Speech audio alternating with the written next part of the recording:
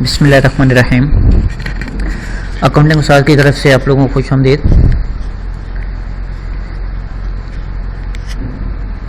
दोस्तों, इससे पहले लेक्चर में हम लोगों ने ये देखा था कि मैन्युफैक्चरिंग अकाउंटिंग है क्या, मैन्युफैक्चरिंग बिजनेस क्या है, या बिजनेस की टाइप्स क्या हैं। तो उसमें हम लोगों ने ये देखा था कि मैन्युफैक्चरिंग बिजनेस जो है कोई भी ऐसा बिजनेस है जिसमें गुड्स को प्रोड्यूस किया जाता है, चीज़ों को तैयार किया जाता है। और आज के इस लेक्चर में हम लोग ये देखेंगे कि मैन्युफैक्चरिंग अकाउंटिंग जो हमारा अकाउंटिंग का फर्स्ट चैप्टर है, इसमें हम लोगों ने स्टार्ट कैसे लेना है, इस चैप्टर को हमने लोगों ने स्टार्ट कैसे करना है, इसकी रिक्वायरमेंट्स क्या हैं, या इस चैप्टर में हम लोग कौन कौन से स्टेटमेंट्स को प्रिपेयर करते हैं, कौन सी स्टेटमेंट्स को तैयार करते हैं। तो दोस्तों, इस चैप्टर में मैन्युफैक्चरिंग अकाउंटिंग में सबसे पहले जो हम लोगों ने स्टेटमेंट बनानी है वो है cost of goods sold statement. तो cost of goods sold statements के हम मुख्तलिफ एग्जांपल्स करेंगे, एग्जांपल्स को सॉल्व करेंगे, उनको देखेंगे कि उसके मुख्तलिफ पॉइंट्स को हम लोग कैसे सॉल्व करते हैं।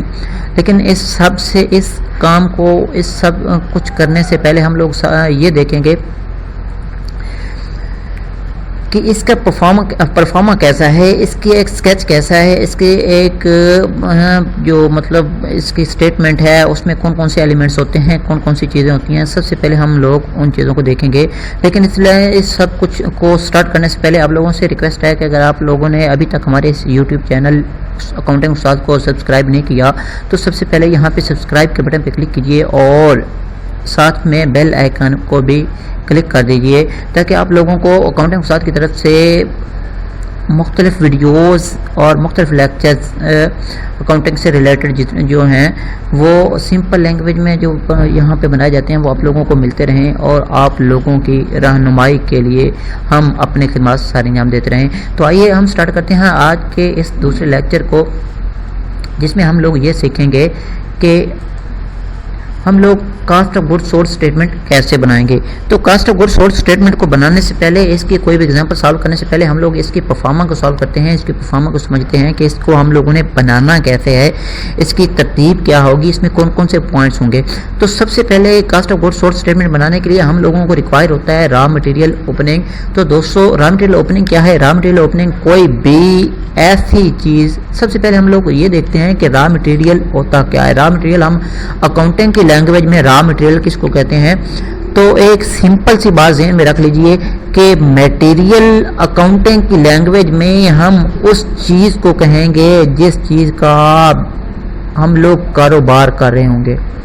इसके अलावा जितनी भी चीज़ें होंगी हम उसको रॉ मटेरियल नहीं कह सकते, हम उसको गुड्स नहीं कह सकते, हम उसको रॉ मटेरियल नहीं कह सकते। ठीक है, तो सिंपल सी और आम सी बात जहन में रखिए कि रॉ मटेरियल हम सिर्फ और सिर्फ उस चीज़ को कहेंगे जिसका हम लोग कारोबार कर रहे हैं।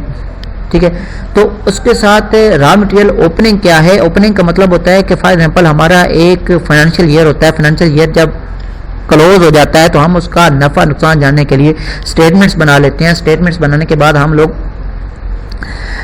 जो चीज़ हमारे पास बच जाती है हम उसकी वैल्यूएशन रख लेते हैं, वो उस साल का हमारा एंडिंग रॉ मटेरियल होता है। तो वही चीज़ जो हमारे पास पिछले फाइनेंशियल ईयर में बच गई थी उसको इस फाइनेंशियल ईयर में इस्तेमाल करने के लिए जब हम उसकी अकाउंटिंग में एंट्री करेंगे तो हम उसको अकाउंटिंग के नॉलेज, अकाउंटिंग की ज़ुबान में हम उसे कहेंगे raw material opening. Raw material opening क्या हुआ कि जो हमारा पिछले साल का मटेरियल बचा हुआ था, जब हम उसको अगले साल नेक्स्ट ईयर में, नेक्स्ट फाइनेंशियल ईयर में उसको इस्तेमाल करने के लिए उसको अकाउंटिंग के स्टेटमेंट्स में शो करेंगे तो हम उसको रॉ मटेरियल ओपनिंग कहेंगे। ठीक है, तो रॉ मटेरियल ओपनिंग में हम लोग जमा करेंगे परचेजेस। यहाँ पे फिर एक बात आ गई परचेजेस की। तो दोस्तों, परचेजेस का मतलब सिर्फ और सिर्फ, वैसे तो हम कारोबार में बहुत सारी चीज़ें खरीदते हैं, बहुत सारी ऐसी चीज़ें जो कारोबार मुख्तलिफ लोगों से मुख्तलिफ औकात में खरीदता रहता है, लेकिन हम परचेजेस सिर्फ उन्हीं चीज़ों को कहेंगे, उसी मटेरियल को कहेंगे जिस चीज़ का हम लोग कारोबार कर रहे हैं। ठीक है, फॉर एग्जाम्पल हम लोग कपड़े का कारोबार करते हैं, हम कपड़ा मैन्युफैक्चर करते हैं। तो कपड़ा मैन्युफैक्चर करने के लिए हमें उसके लिए चाहिए धागा, कॉटन चाहिए हमें। ठीक है, तो वैसे तो एक कारोबार जो एक कपड़े का कारोबार करने वाला बिजनेस है वो बहुत सारी चीज़ें खरीदता होगा, ऑयल भी खरीदता होगा, उसके बाद मे भी कोई मशीनरी भी खरीद लेता होगा, मशीनरी के पार्ट्स भी खरीद लेता होगा, ठीक है। लेकिन हम लोग परचेजेज सिर्फ और सिर्फ उस चीज़ को कहेंगे जिसका हम कारोबार कर रहे हैं। तो कारोबार हम कर रहे हैं कपड़ा बनाने का, तो कपड़ा बनाने के लिए हम जो कॉटन खरीदेंगे, हम जो धागा खरीदेंगे, उस चीज़ को हम सिर्फ परचेजेस कहेंगे। इसके अलावा जितनी भी चीज़ें हम खरीदेंगे हम उनको परचेजेस नहीं कहेंगे, ठीक है। तो हमारे पास रॉ मटेरियल ओपनिंग जो था, उस रॉ मटेरियल ओपनिंग में हम लोग ऐड कर देंगे परचेजेस को। तो हमारे पास इन दोनों को जमा करने से जो हमारे पास चीज़ अवेलेबल होगी, अकाउंटिंग की ज़बान में हम उसे कहेंगे cost of material available for use. कि हमारे पास ये दो चीज़ें जब मिल जाएंगी तो ये दोनों चीज़ों के मिलने से हमारे पास मटेरियल जो अवेलेबल हो गया है, वो हम उस मटेरियल को हम और उसको यूज़ कर सकते हैं। हमारे पास कितना मटेरियल है जिसको हम यूज़ कर सकते हैं, ठीक है। तो उसके बाद हमारे पास है लेस रॉ मटेरियल एंडिंग। वही पहले वाली बात आ गई कि रॉ मटेरियल ओपनिंग कौन सा है। पहले अगर आप लोग रॉ मटेरियल एंडिंग को समझें तो फिर ओपनिंग भी समझ आएगा कि रॉ मटेरियल एंडिंग क्या होता है। किसी भी फाइनेंशियल ईयर के एंड पे जब हम नफ़ा नुकसान के लिए स्टेटमेंट्स बनाते हैं तो जो मटेरियल हमारे पास बच जाता है उसको हम रॉ मटेरियल एंडिंग कहते हैं।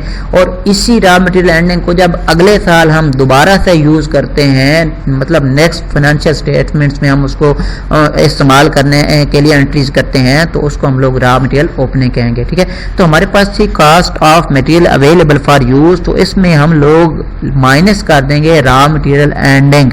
कि हमारे पास जो फाइनेंशियल ईयर के एंड पे रॉ मटेरियल एंडिंग आया था, बच गया था रॉ मटेरियल, उसको हम लोग इसमें से माइनस कर देंगे। लेकिन दोस्तों इसमें एक चीज़ परेशान नहीं होना कि रॉ मटेरियल एंडिंग हम कैसे फाइंड करेंगे, रॉ मटेरियल ओपनिंग हम कैसे फाइंड करेंगे, परचेजेज हम कैसे फाइंड करेंगे। ये सारी के सारी चीज़ें आपको क्वेश्चन में दी होती हैं, इसलिए परेशान होने की ज़रूरत नहीं है कि ये चीज़ें हम कहाँ से लेंगे, रॉ मटेरियल ओपनिंग कहाँ से लेंगे या एंडिंग कहाँ से लेंगे। ये जब आप कोई क्वेश्चन सॉल्व करने लगोगे, कोई एक्सरसाइज सॉल्व करने लगोगे, तो उसमें आप लोगों को ये चीज़ें दी होंगी, ठीक है। तो cost of material available for use में से जब आप रॉ मटेरियल एंडिंग माइनस कर दोगे तो जो हमारे पास जवाब आएगा वो होगा कॉस्ट ऑफ मटेरियल यूज्ड, ठीक है। तो कॉस्ट ऑफ मटेरियल यूज्ड में से हम लोग ऐड कर देंगे कॉस्ट ऑफ डायरेक्ट लेबर, ठीक है। तो डायरेक्ट लेबर क्या होती है, हमारे पास लेबर की दो कैटेगरीज होती हैं, एक डायरेक्ट लेबर और एक इनडायरेक्ट लेबर। डायरेक्ट लेबर क्या होती है, डायरेक्ट लेबर वो लेबर होती है कि चीज़ों को तैयार करने में, गुड्स को तैयार करने में, प्रोड्यूस करने में, मैन्युफैक्चर करने में जितनी भी लेबर डायरेक्ट इस्तेमाल हुई है वो हमारी जो भी उसको बनाने में डायरेक्ट लेबर, मतलब उसके एग्जैक्ट बनाने में जो लेबर काम कर रही है हम उसको डायरेक्ट लेबर कहते हैं। डायरेक्ट लेबर की मिसाल में आप लोगों को कैसे दूं कि फॉर एग्जांपल हमारे पास दो एम्प्लॉयज़ हैं। एक एम्प्लॉय है जो चीज़ों को बना रहा है, चीज़ों की जो मशीनरी है उसके ऊपर काम कर रहा है और गुड्स तैयार कर रहा है। एक हमारे पास लेबर का बंदा है जो हमारे ऑफिस में बैठ के, उसी बिजनेस के ऑफिस में बैठ के हिसाब किताब उसका रख रहा है। या हमारा कोई बंदा है जो हमारे लिए चाय वगैरह लेके आता है, हमारा स्वीपर है, ठीक है, हमारा कंप्यूटर ऑपरेटर है, हमारा अकाउंटेंट है, ठीक है। तो हम लोग देखेंगे हम इसमें फ़र्क कैसे करेंगे कि डायरेक्ट लेबर को कैसे पहचानेंगे। डायरेक्ट लेबर सिंपल और सिंपल सी ज़बान में ये समझिए, एक पॉइंट को ज़हन में रख लीजिए कि डायरेक्ट लेबर वो लेबर होगी जो चीज़ों को बनाने के लिए डायरेक्ट इस्तेमाल हो रही होगी, ठीक है, जिसका काम सिर्फ और सिर्फ चीज़ों के बनाने में सारे इंजाम दे रहा होगा जो लोग बंदा, वो डायरेक्ट लेबर के तौर पे काउंट होगा, ठीक है। तो जैसे फॉर एग्जांपल मैंने मिसाल दी कि एक बंदा मशीनरी पे काम कर रहा है, एक बंदा कंप्यूटर ऑपरेटर है, एक बंदा हमारा अकाउंटेंट है। तो अकाउंटेंट जो है वो चीज़ों को बनाने में कोई काम नहीं कर रहा, वो तो सेपरेट बैठ के रिकॉर्ड बना रहा है। कंप्यूटर ऑपरेटर है, वो चीज़ों को बनाने में कोई काम नहीं कर रहा, वो सेपरेट बैठा है और अपना रूटीन का काम कर रहा है, ठीक है। तो एक हमारे डायरेक्ट लेबर में हमारे पास कौन सा आ गया, जो बंदा डायरेक्ट मशीनरी पे काम कर रहा था वो चीज़ों को डायरेक्ट बनाने में वहाँ पे काम कर रहा है, तो वो डायरेक्ट लेबर कहलाएगा, ठीक है। तो उसके बाद जब हम इस कॉस्ट ऑफ मटेरियल यूज में डायरेक्ट लेबर को हम लोग ऐड कर लेंगे तो ये हमारे पास जो जवाब आएगा वो होगा प्राइम कास्ट। ठीक है, तो प्राइम कास्ट में हम लोग ऐड करेंगे फैक्ट्री ओवरहेड। अब यहाँ पे एक चीज़ बहुत से स्टूडेंट्स को ये समझ नहीं आ रही होती है, वो मतलब उसकी डेफिनेशन तो उन सब लोगों को याद होती है कि फैक्ट्री ओवरहेड क्या होते हैं, तो लेकिन इसकी कैटेगरीज क्या होती हैं। मतलब जब कभी भी कोई एग्जांपल हमारे सामने आती हैं तो हमें ये पहचानना मुश्किल हो जाता है कि ये फैक्ट्री ओवरहेड है या कोई और चीज़ है। तो सिंपल और एक आसान सी भाषा में, आसान से लफ्ज़ों में एक पॉइंट अपने ज़हन में रख लीजिए कि फैक्ट्री ओवरहेड सिर्फ और सिर्फ वो चीज़ होगी जो डायरेक्ट लेबर के अलावा फैक्ट्री के अंदर इस्तेमाल हो।